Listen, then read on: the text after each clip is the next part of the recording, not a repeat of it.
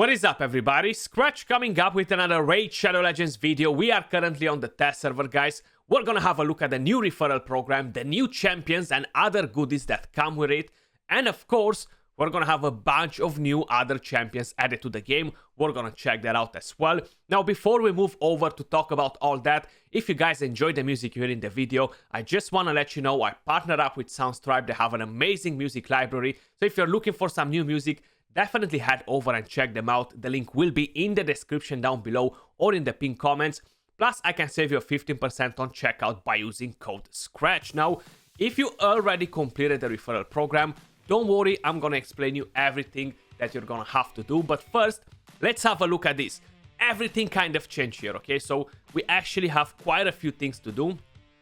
If by any chance you completed the first top ones, okay, the first three, and you claim the energy, what's gonna happen? The energy is gonna get replaced by epic fragments. So if you've already completed that, you're gonna be able to instantly collect the fragments. Now, if you haven't done any of these, first, how you guys can see, we're gonna have to do the first 3 referrals, complete those ones, collect the 4 sacred shards. Hallelujah to that, because those are very, very good.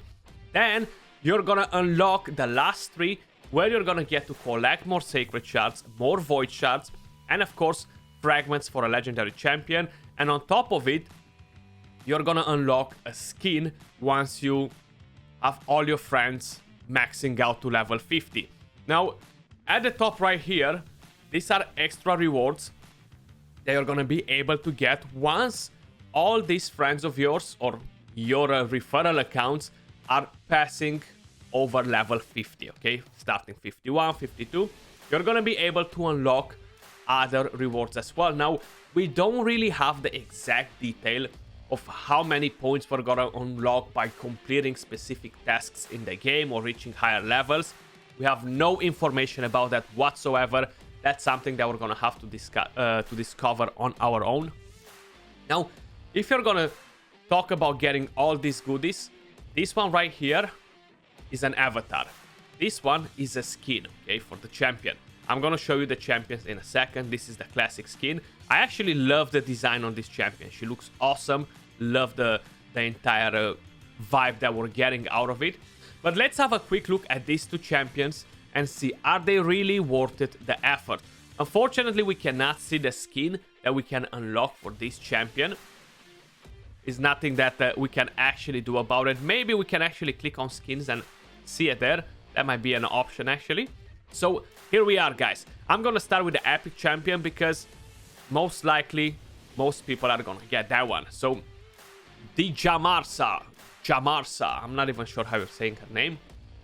How I mentioned, I like the design, but pretty good base stats, epic, support, force affinity, barbarians. Both of them are actually barbarians and are kind of like a couple sort of thing, friendship, whatever. They're kind of like comboing each other.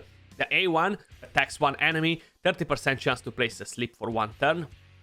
If Kroghnam is on the same team and the sleep debuff was resisted or blocked, places a 30% decreased speed debuff instead for 2 turns. This debuff cannot be blocked, so that means that it's gonna go through immunity. The A2 heals a target ally by 30% of the max HP and fills their thermometer by 30%. If this skill is used on a Kroghnam, he will instantly activate their Berserker's Delight skill, which we're gonna check in just a second. Revives all dead allies with 30% HP and 30% thermometer, fully booked on a 5-turn cooldown. I feel like this is a strong skill. The only thing is we have Seal of the Drakes here, so it's not like this champion is gonna be a massive carry unless you just started the game, you got your referrals, and bang, you're gonna claim an awesome reviver very early that's gonna carry you through the entire game. I feel like she does have potential like that. The aura increases ally defense in all battles by 20%, and we need quite a few books to max her out, right? 6, I think, well, we need 12 books in total, so fairly decent, I would say, for an epic champion. 2022, that's kind of how it goes. Kroghnam, this is the legendary, right? So we need 6 people to reach level 50, level 40 actually, to get this champion. Now, what exactly is he doing? He's an attack-based champion, magic affinity, decent base stats, good base attack, good defense, HP. I feel like the base stats on him are actually pretty solid. The A1 attacks one enemy 2 times. Each hit has a 30% chance of increasing the duration of a random debuff on the target by 1 turn. Now, it's not a Vizier because it's only one debuff. Imagine if it would have been like a Vizier or something like that. If Jamarsa is on the same team, each hit also increases the duration of an HP burn debuff on the target by 1 turn, which is fairly solid if they're together in the same team. The A2 attacks 3 times at random. This is the Berserker's Delight, so if she heals him with her A2, he's instantly gonna use this skill. Attacks 3 times at random. Each hit has an 80% chance, fully booked 100, to instantly activate any HP burn debuffs on the target. Heals this champion by 10% of their max HP for each HP burn debuff activated by this skill. Now, this kind of sounds like a ninja sort of thing, right? The ninja move, melting bosses. It can be similar. The only problem is that he doesn't land HP burn with the same skill, so he's not gonna be at the level of ninja. But if you have HP burn for 3 turns on the target when he activates this skill, he is gonna be almost at the same level, because he's gonna detonate that HP burn 3 times, okay? So you're gonna get, as an example, 75k, 75k, 75k next to the hits that he's doing. So that's gonna drop you a pretty good damage, but then you need somebody else to constantly keep the HP burn on a 3-turn cooldown on the target, okay? One thing to keep in mind.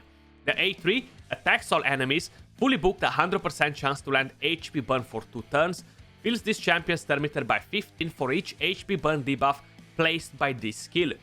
On the spider will instantly make him get another turn, because that's very powerful in terms of turn meter for every HP burn landed on the spiderlings and the spider queen as well, and that's on a 3-turn cooldown as well. If this would have been for a 3-turn cooldown, the HP burn, it would have make kind of like more sense to combo it with the A2, but even like this, I feel like you need another champion to either increase the duration of debuffs, either go with the A1 if Jamarsa is on the same team, and then go with the A2. The passive, every 10 times active skills are used in battle by either enemy or allied champions, this champion instantly activates the Berserker's Delight skill. This happens every 5 times active skills are used if Jamarsa is on the same team. This is actually very strong, especially if you're going against targets like the clan boss, if you're going against waves, because they have multiple skills and they get to use those skills and they're gonna count towards it. So he's gonna use that Berserker's Delight very, very often, and that might make him a very solid champion, throwing in very, very good damage, you know. The active effect, if Jamarsa is on the same team, revives this champion with 50% HP and 50% turn meter when killed. Increases ally accuracy in all battles by 50. Honestly, I don't think the champion is S tier, game-changing at the moment, till I'm not gonna get to play him to see how exactly it's working with his A2. If it's kind of like how I have it in my mind, he is an A, so he's not an S tier, but he's an A tier, and I feel like he's definitely gonna be a great addition for a lot of accounts if you're gonna get to complete the referral program. So it's not like they've put a Sifi behind it, you know, like OP champion, you gotta do it. But I feel like he's a champion that's worth it, you know, he's worth it to try out the champion. Now, that was all for the referral program. We cannot actually check the skin, unfortunately, here. Let's have a quick look at the other champions that they got added to the game. So we have the fusion, right? Plus, if we go right here at orcs, we're actually gonna get a new champion, Raka. She looks amazing, and she is pretty damn powerful. Void affinity, legendary, you know how hard it is to get them. Decent base stats. On the A1, attacks one enemy, heals the ally with the lowest HP by 10% of this champion's max HP, which the A2 removes all debuffs from all allies, then places a 50% increased attack buff and a shield buff equal to 25% of this champion's max HP on all allies for 2 turns. Fully booked, this is on a 3-turn cooldown. Now, I wish that this shield would have been immunity. I don't know why. I wish that this would have been immunity, and the shield would have moved to this skill.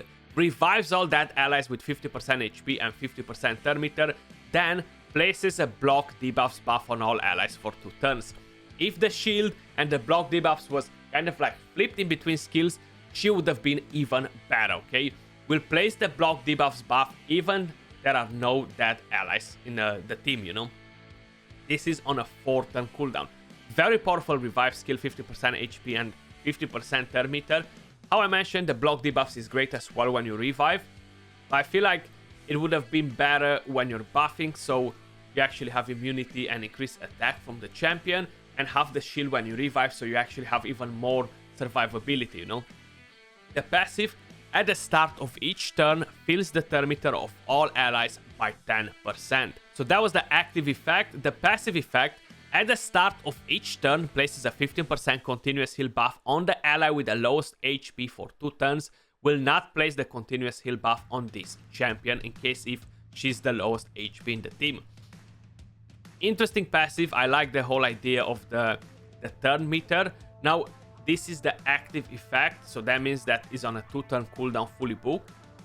Getting 10% turn meter when she instantly gets a turn is awesome. That's why I said it would have been so much better if immunity was instead of the shield there, because then you would have had kind of like a mini turn meter booster which was giving you increased attack and was giving you block debuffs. But I'm pretty sure they haven't done that intentionally to don't make the champion too strong, you know? She's not S tier. I don't think I would rank her S tier. I think she's an A+.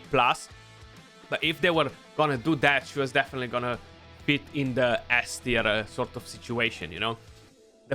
The aura increases ally speed in all battles by 19%. Now, she's gonna be good for Hydra, don't get me wrong. I think she does have a bit of potential for Arena. And usually when I'm talking about Arena, I'm really thinking about the very high-end Arena. So I feel like there she's not really gonna be like the most powerful champion by any means. So this is another champion that's being added to the game, guys. In terms of the fusion champions, I'm gonna show you all of them in a different video together with the fusion, the epics, because there are quite a few, and I don't want to make this video too long. If we're gonna go at the Night Revenants, we actually got Theodore. Say goodbye, Calvalax. Welcome, Theodore. Now, really. But basically, he is a pretty interesting champion. Now, I'm not sure what's the whole situation with him. I actually asked if he's bugged or not, but we're gonna find out hopefully by the time I'm gonna drop the video on him. AoE on the A1, decreased speed. The A2 has a 100% chance fully booked to land 2 poisons.